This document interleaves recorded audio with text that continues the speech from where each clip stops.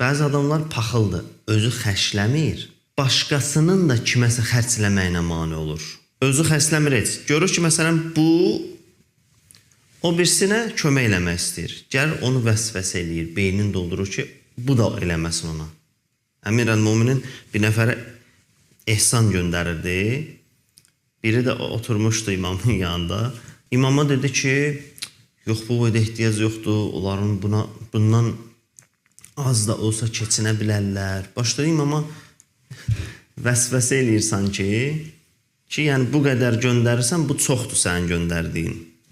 Bunun yarısı qədər də göndərsən, onlara bəsdir. Bax, imam baxdı onu dedi, inşallah sənin kimi insanlardan bu məmləkətdə çox olmaz. Yəni, xərcləyirəm, mən xərcləyirəm, sənə nə aidiyyəti var, sən niyə narahatsan? Bəzi adamlar o həddə paxıldır ki, özü xərcləmir, başqasının xərcləməsinə də narahat olur.